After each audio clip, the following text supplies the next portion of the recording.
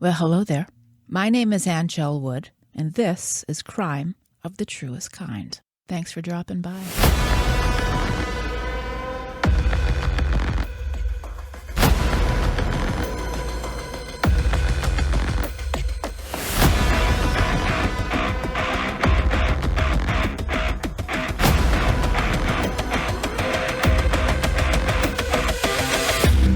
Welcome back to Crime of the Truest Kind.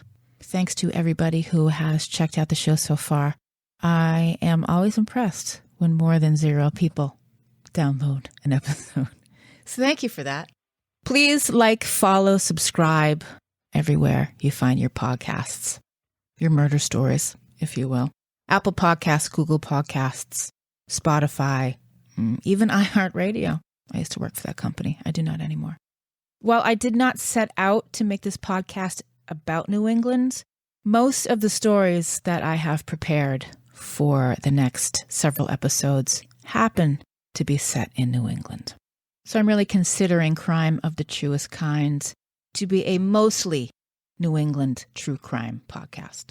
Today I would like to tell you about Colleen Ritzer, a rising star, a dedicated educator, an inspiration to everybody around her, especially to the students that she taught at Danvers High School in Danvers, Massachusetts.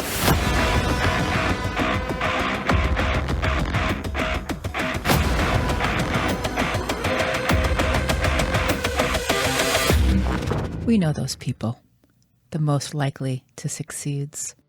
The ones who are so set on their life's path that you just know nothing's going to stop them from reaching their goals.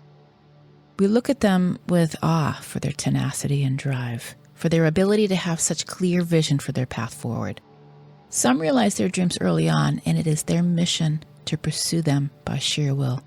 Admirable, driven, passionate, and kind. That's Colleen Ritzer, a spectacular human being. At 24 years of age, she was succeeding in those goals. Colleen was beginning her career as a math teacher and was in her second year teaching at Danvers High School, 26 miles north of Boston, a town whose racial makeup is 97% white, so that's less than 3% persons of color, and I'm no math whiz, but that's not a whole lot of diversity. As the oldest of 3 siblings in the Ritzer home, she was a caring and watchful big sister. Colleen was a lifelong resident of Andover, a lovely Merrimack Valley town, known for its celebrities Jay Leno and actor Michael Chiklis, the commish, TV commentator S.E. Cupp, who I did not know was from Andover, and Mr. Happy Face himself, Bill Belichick, lived there to attend Phillips Academy. Colleen graduated from Andover High School in 2007, and Assumption College, a liberal arts college in Worcester, Massachusetts, earning a bachelor's degree in mathematics in 2011. Graduating magna cum laude, she was an excellent student, met with great praise. She began teaching immediately, starting at Hale Middle School in Stowe in the fall of 2011. The next fall, Colleen began her high school teaching career at Danvers High School. Her mom, Peggy Ritzer, testified how Colleen was very deliberate when she applied and selected schools she thought would offer safety and likely proximity, as traffic in and around this area quite simply sucks. Colleen sought the ability to do good for her students and share her love of math. She loved her job, and she was full of excitement that spilled over to her students. Teaching was her calling. In the fall of 2013, Colleen was starting her second year teaching at Danvers High. She had her own classroom and spent time thinking about creative ways to make the most complex things about math easier for her students to grasp.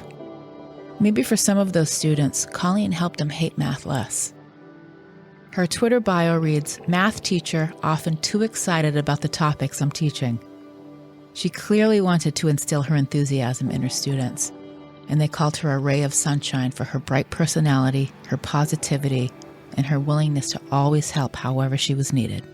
Colleen Ritzer was unstoppable in her pursuit, and at the time of her passing, she was working on a graduate degree at Salem State College. Her influence continues to inspire students and teachers to this day.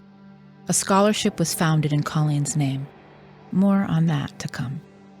Every day may not be good, but there is something good in every day. One of Colleen's phrases. She always had a smile on her face and loved being in pictures no matter how she was feeling.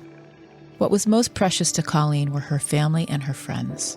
She was active on social media sites like Twitter and Pinterest, and her sense of humor was evident. She loved math jokes. On one Pinterest board, she named her bucket list.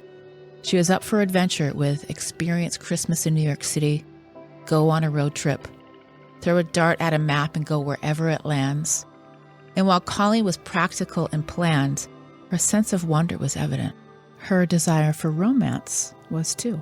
Her pin list included, find the perfect wedding dress and marry the love of my life. Things Colleen never got to do.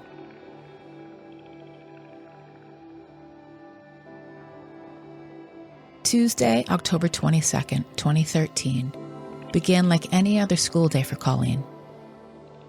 At 6:15 a.m., she gathered her lunch tote and her work bag and said goodbye, and went on her way to a brand new day of making something good for someone. She went to school as usual, taught her classes, chatted with fellow teachers, and mentored her students.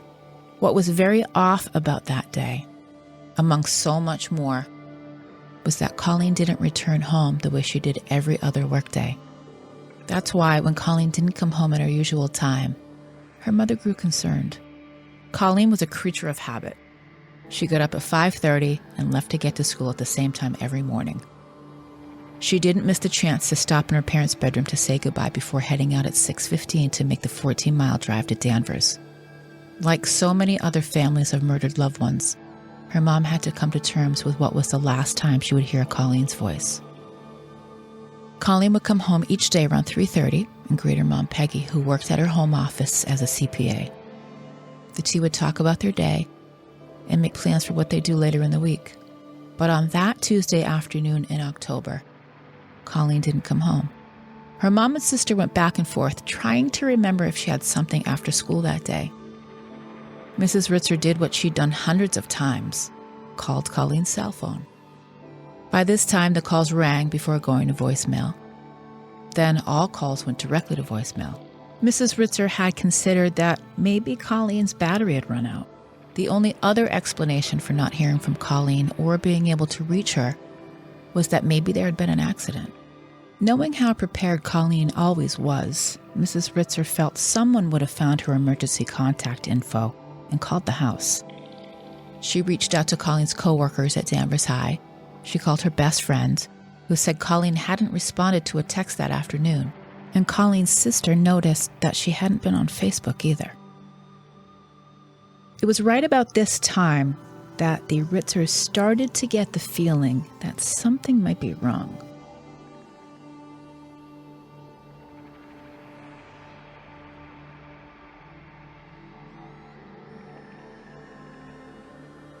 About the same time, the mother of a student, Diana Chism, is concerned that her 14-year-old son Philip hadn't come home. He was a 9th grader and a member of the Danvers High School soccer team. She couldn't reach him by phone, she couldn't find him on school grounds, and he hadn't gone to soccer practice. The family was new in town, and unsure of any real friends that he had made. She went to the Danvers Police Department to file a missing persons report for her son. As time passed, each family was looking for their child, unaware of what connection would be made. That night, school principal Susan Ambrosevich got a call from fellow math teacher Sarah Gianquinta, who relays that the Ritzers cannot reach Colleen. Principal Ambrosevich tells Sarah Gianquinta a student has also been reported missing. Sarah Gianquinta and her husband head to Danvers High School with the plan to look for Colleen. Fellow math teacher Todd Butterworth and Danvers police officer Stephanie Winterberg are also there. Here is a snapshot of the timeline of October 22nd, taken from court testimony in the arrest affidavit.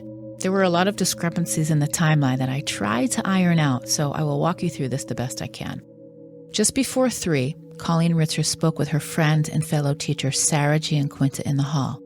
They chat a bit about Spirit Week. They're also dressed identically as part of the theme. Sarah Gianquinta notices that Philip Chism is still in Colleen's classroom and asks why he is still there. Colleen tells her that she does not know why and that she did not ask him to stay after class. At 3:30, the parent of another student sees Philip Chism running away from the school. Later that afternoon, that parent called the school principal and was told to contact the police. Colleen Ritzer's mother, Peggy, finds it concerning that Colleen has not come home at her typical time of 3:30, and she cannot reach her on her cell phone.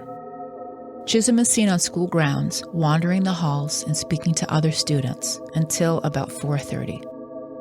Several of his soccer teammates said he mysteriously vanished Tuesday afternoon, missing team practice at 4 and a team dinner at 6. Those teammates last saw him running away from the practice field out of breath and telling them he had something he needed to take care of. From 4:30 on, he is seen on surveillance video at a number of stores in the area. At 5:27, Chism is seen on surveillance at BJ's Wholesale Club in Danvers. It is a 3.5-mile walk from Danvers High School. During his visit, he steals a knife. At 6:34, Chism's mother goes to the Danvers Police Department and reports him missing. She cannot find him and she cannot reach him. Police ping his phone and learn he's in the vicinity of Hollywood Hits Cinema. Google Maps says it's a 3-minute walk from BJ's. He uses Colleen Ritzer's credit card for the movie ticket to what some reports say is Gravity, starring Sandra Bullock and George Clooney, yet most reports say Blue Jasmine, starring Cate Blanchett and Andrew Dice Clay. Yes, the Dice Man. He's quite good in it and gets many positive reviews. It's unclear what movie he actually went to, if he went to a movie at all. But Blue Jasmine is a very odd selection for a 14-year-old boy. At 9 o'clock that night, Danvers High School Principal Susan Ambrosevich sends out a mass email to school staff, letting them know that 9th grade student Philip Chism has been reported missing. Shortly after the email went out, Sarah Gianquinta called the principal to say that Tom and Peggy Ritzer reached out to her and that Colleen was missing. She shares her concern that Philip Chism was in Colleen's last class that day. What is about to happen will turn this small Massachusetts town inside out and upside down. Sarah Gianquinta and her husband go to the high school to see if Colleen's car is still there. Drew Gianquinta, husband of Sarah, testified that after walking through the school with police officer Stephanie Wennerberg and teacher Todd Butterworth, they took flashlights and started around the outside of the building and into the edge of the woods behind the school. It's there he spotted a bag stuck between 2 large rocks. It was a distinctive, gigantic bag, he said. It was Colleen's black bag, a Christmas gift from her parents. The bag had something on it, rust or something, as Todd Butterworth testified. They looked inside to see that there were items consistent with Colleen, including a pink calculator. It was the first of what would turn out to be a series of grim discoveries that night. Danvers Canine Officer Justin Ellington and his police dog Falco reported to the scene. As they searched, Falco hit on items in the wooded area behind the school. A purple bag resembling a lunch bag, a gray sneaker with blood on it. Then Falco excitedly steered Ellington to a discarded recycling bin. Officer Ellington walked to the trash barrel, opened the lid to inspect its contents. What he saw inside the bin, 5 or 6 paperback books, and all were soaked in blood. After the discovery of bloody items on the school grounds, Officer Wennerberg had gone into the school to check out a second-floor bathroom. Upon entering, she noticed that it had been freshly cleaned and smelled like disinfectant. As she looked around, she noticed what she testified to as a possible handprint, red in color, with streaks that trailed down the doorframe. She also testified that police communication was stymied by bad reception on their radios.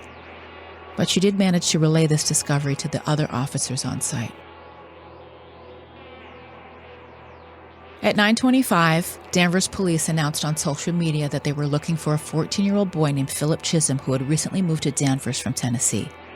Friends and members of the soccer team helped look and spread the word on Twitter with the hashtag #FindPhilipChism. At or about 11:20 p.m., this is the time listed on the affidavit, the Ritzers reported Colleen missing. Police had her cell phone provider ping the location of her phone. Its last known location was in the area of Holton Richmond Middle School.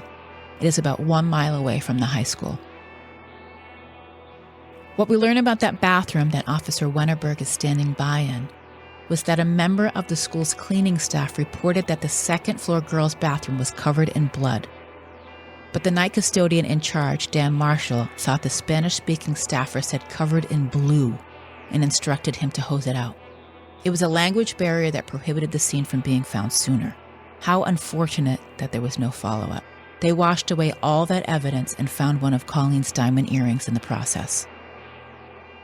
It was October in New England, a week before Halloween. The weather was getting cooler. Leaves were turning and falling.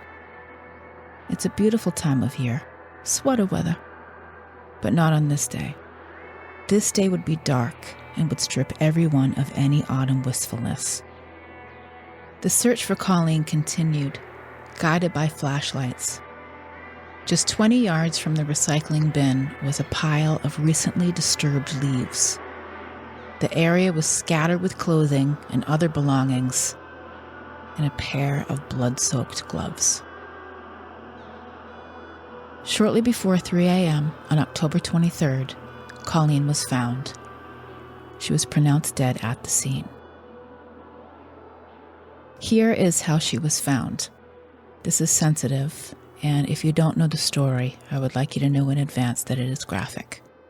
I do not take you for granted, and it includes language taken from the affidavit. I trust that your children are not listening to this right now. Colleen was in a supine position covered with leaves and debris in an attempt to conceal her. She was strangled, stabbed multiple times, and her throat was slit. Her shirt was lifted, exposing her breasts, and she was not clothed from the waist down.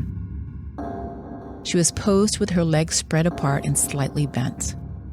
She was assaulted with an object, a stick, which is consistent with what is classified as being sexually staged.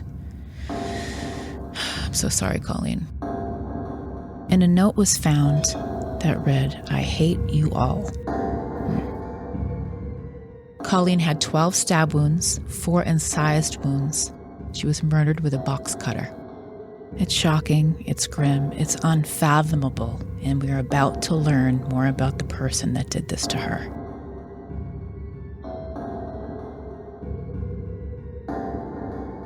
Philip Chism's last known location was the movie theater around 6:30. It's not clear what he did between the time the movie got out and when he was found. At 12:30 a.m., police received a call that a pedestrian was walking on the southbound side of Route 1.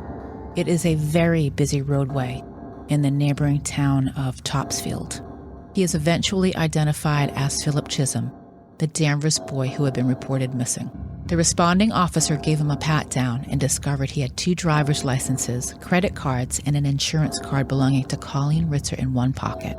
In his other pocket, he had a rock. When asked where he got the identifications, he first said he found them at Stop and Shop, the name of a local grocery store chain. When asked again, he said he got the IDs and cards from her car. He was brought to the Topsfield Police Department where he was questioned further. Officers noticed what appeared to be dried brown stains resembling blood on his clothes. When police searched the bag he was carrying, they found a pair of blue-green women's underwear, a white wallet, and a bloodied box cutter inside. When asked where the blood is from, he responds, "It's the girls." An officer read him his Miranda rights from a juvenile form, and they contacted Danvers police. Topsfield officer Joseph DiBernardo testified that he asked him if he knew where the girl was, and he said buried in the woods. And if they could get to her, could they help her? And he answered no. Philip Chism is already in the custody of the Danvers Police Department by the time they discover Colleen's body, buried in a pile of leaves in the woods behind Danvers High School just before 3 a.m. that morning.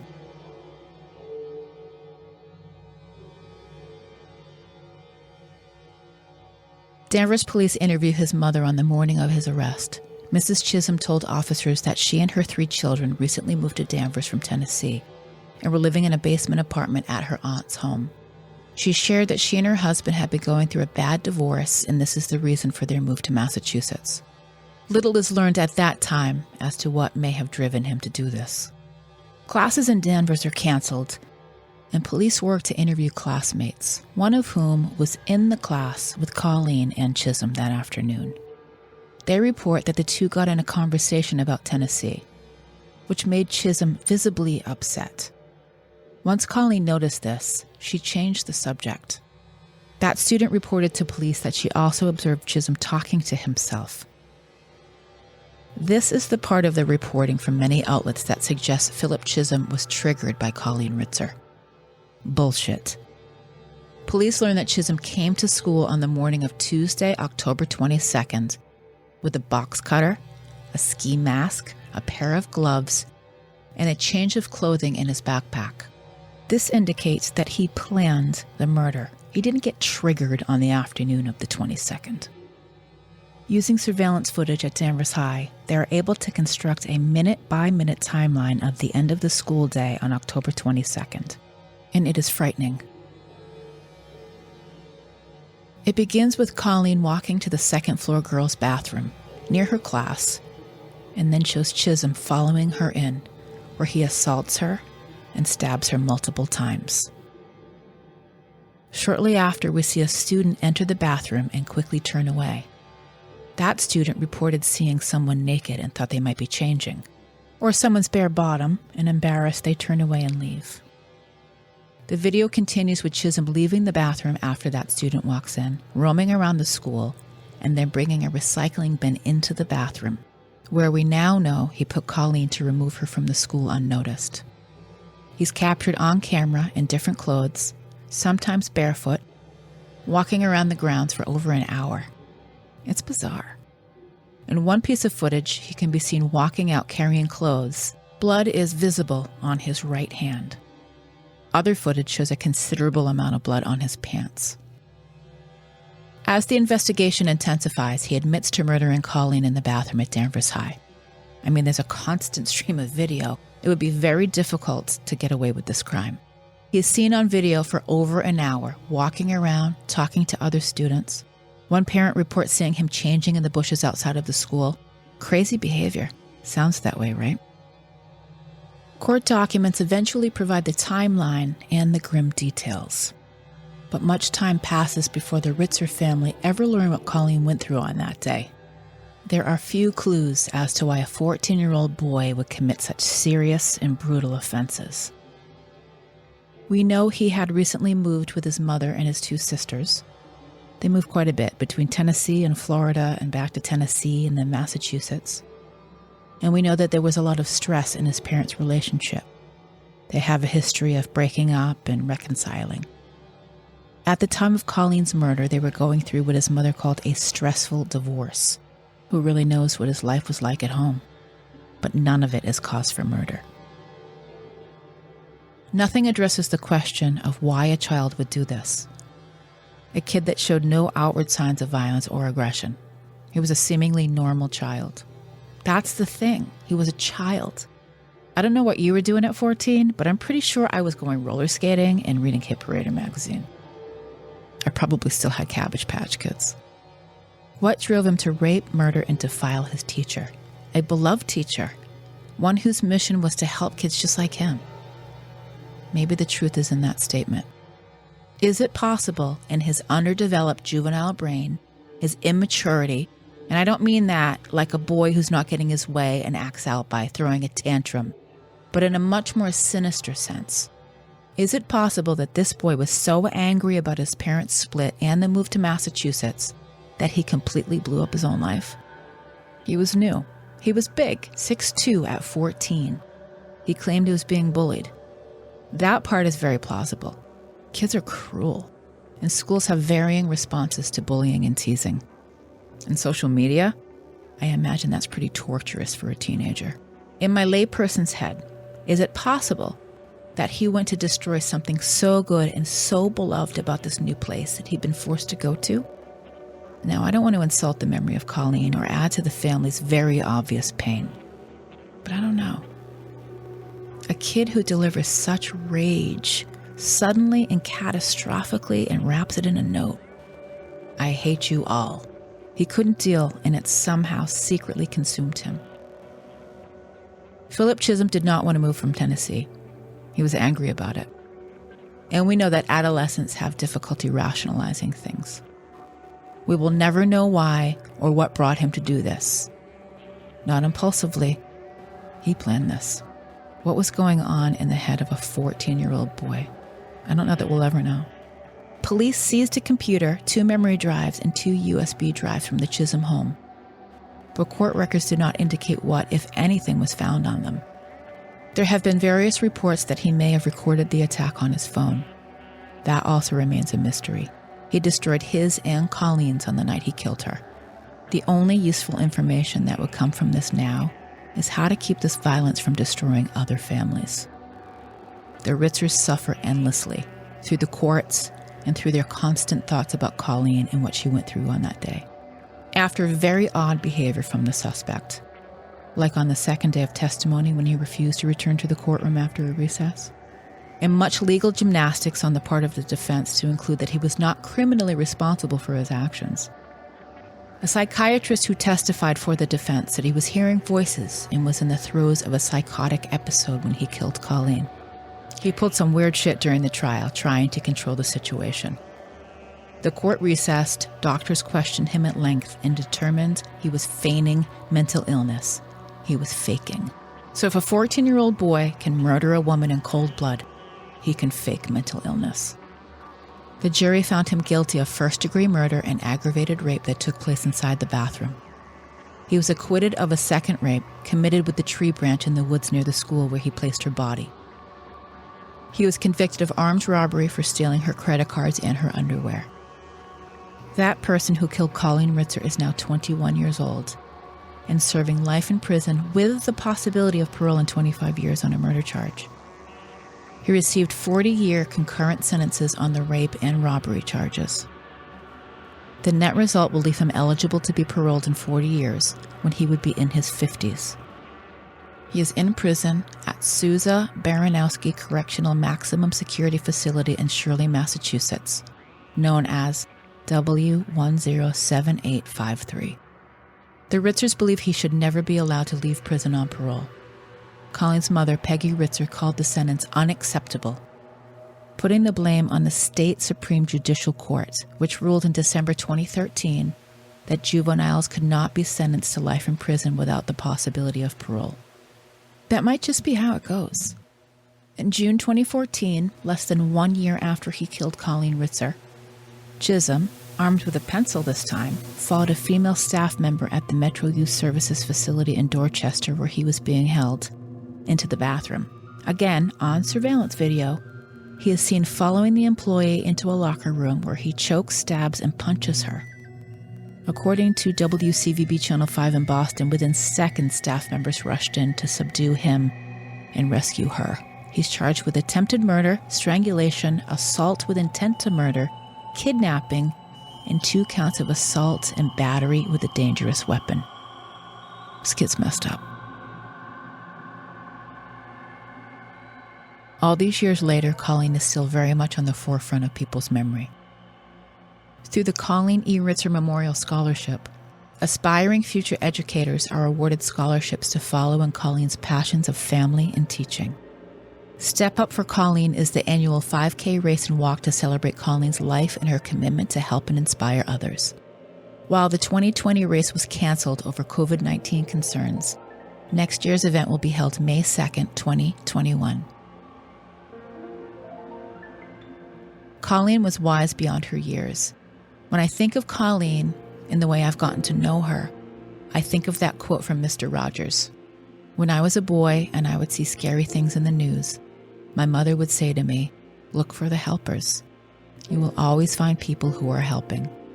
To this day, especially in times of disaster, I remember my mother's words, and I am always comforted by realizing that there are still so many helpers, so many caring people in this world.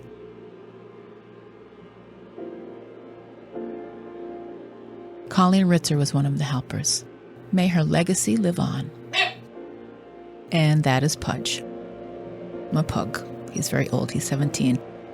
Sometimes you will hear dogs in this podcast. I have 5.